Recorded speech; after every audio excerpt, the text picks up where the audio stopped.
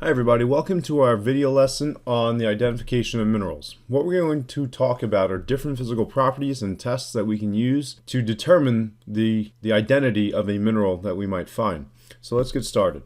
Alright, so physical properties. When we talk about physical properties, what we are referring to is basically a property of matter that doesn't have to do with a chemical change of it. So it doesn't change chemically or its arrangements or anything like that. We're just taking a look at properties that are physical to that object. So the first physical property is the color, or basically the reflection of a certain wavelength of light coming off the surface in which we perceive that color. Now, although some minerals have telltale colors like sulfur here, sulfur has this bright yellowish fluorescent yellow color that's unique to sulfur and it helps to easily identify sulfur. That's not the case for a lot of the other minerals. Let's talk about why color is not a dependable way or property to identify minerals. First of all, one reason why color is not dependable is because different minerals may have the same color. So if we take a look down here at the bottom, we have the mineral gold and we have the mineral pyrite, which is called fool's gold. So when 49ers were mining for gold back in the day, what they would do is they'd pull up a lot of fool's gold and think they struck it rich. However, when they go to get it assessed to make sure that it was real gold, some of these tests that we're going to talk about tonight were conducted, and it was found that the results of those tests on this mineral here were not the same as the test results of gold when they were conducted. So what ended up happening was a lot of these 49ers ended up leaving with nothing because this fool's gold here has no value as opposed to the high value of regular gold or real gold. So different minerals can have the same color. A second reason why color is a bad choice is because the same mineral may have different colors. So down here we have a mineral called quartz. Now in this example here we have clear quartz, as you can see through the crystals there. Here we have what's called rose quartz, which has that pink color to it. And there's different other types of quartz, such as milky quartz, which is solid white all throughout.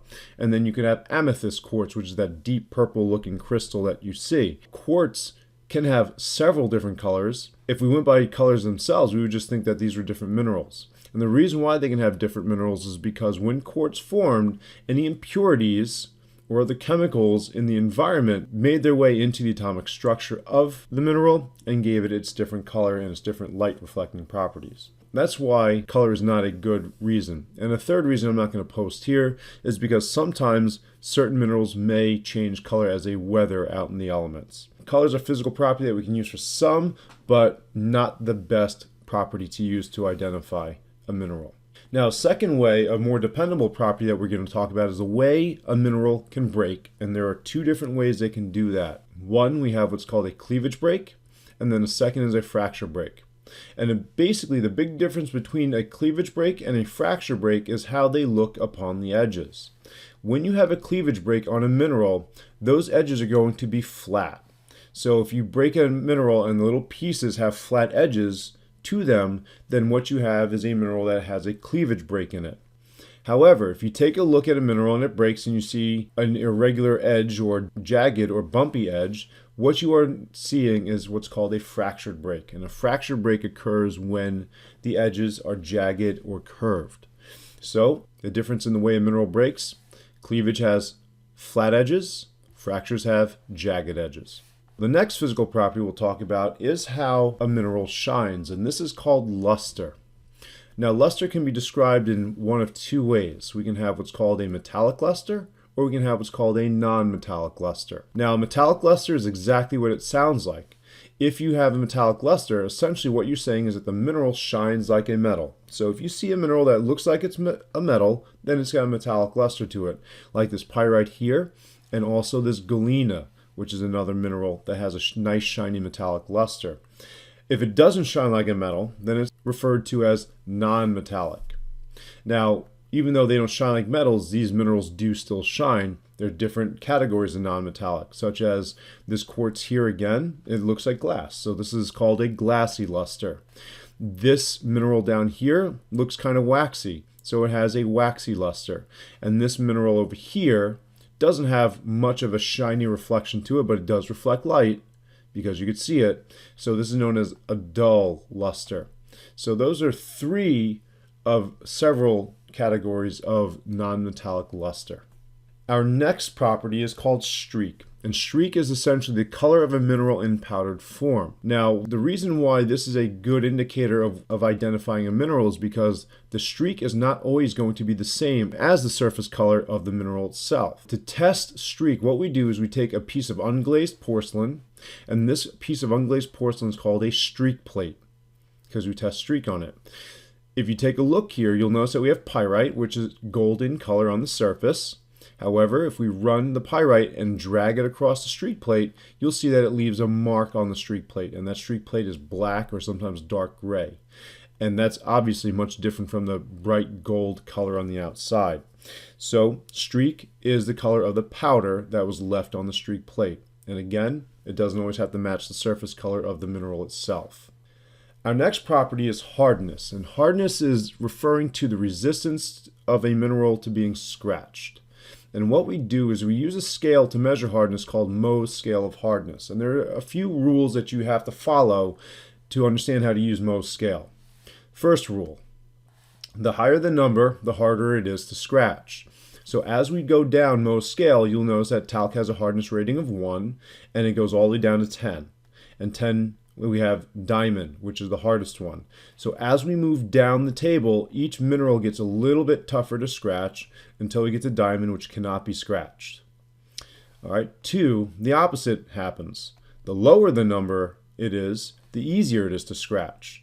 So since talc has the lowest number here, talc can be scratched by anything. Gypsum, almost anything but talc. Calcite can be scratched by anything but gypsum and talc, and so forth. And the last one to remember is that the high numbers always scratch the low numbers. If I took a piece of calcite and rubbed it on gypsum, the calcite would scratch the gypsum. However, if I took a piece of fluorite and rubbed it on calcite, the fluorite would scratch the calcite because it has a higher hardness rating. So let's see what type of questions could be asked in reference to your hardness rating of a mineral. So first, this one says, I can only scratch the mineral talc. Which mineral am I? So since this mineral can scratch talc, it has to be higher than 1, but it can't scratch any other mineral on the table. So the first mineral we have that's higher than 1 is gypsum, so it can scratch talc, but as we can see, gypsum has a hardness rating of 2 and cannot scratch any other mineral on this table here. So the answer to this question will be gypsum. Which minerals can you scratch with your fingernail? Now here on the side here we have common test objects that you can get when you buy a mineral testing kit, and other than fingernail because you have one, but that includes a penny, which is copper, an iron nail, a glass slide, a steel file, and a streak plate. These all have different hardness ratings, so that's how we can kind of figure out where some of these minerals lie in the hardness scale. If I can take my fingernail and scratch a mineral with it, my fingernail has a hardness rating of 2.5, so anything lower than that I can scratch with my fingernail. So gypsum and talc would be the 2 minerals that I could scratch with my fingernail. 3, which minerals cannot be scratched by other minerals? So that means if it cannot be scratched, it must have a very, very high hardness rating, because the higher the rating, the harder to scratch. So since it can't be scratched by other minerals, logically I would go to the bottom of the hardness scale and see diamond, that's got the highest one, and every other mineral on the table is lower, which means they cannot scratch diamond. So diamond will be the answer to that one. And then lastly, a mineral scratches fluorite but not feldspar. What is its approximate hardness? So if I take a look here, I see fluorite has a hardness of 4 but cannot scratch feldspar, which has a hardness of 6. So that hardness could be any number in between 4 and 6. So the approximate hardness would be 4.1, because that's higher than 4, to 5.9, which is lower than 6. So the hardness could be 4.1 to 5.9 and anywhere in between.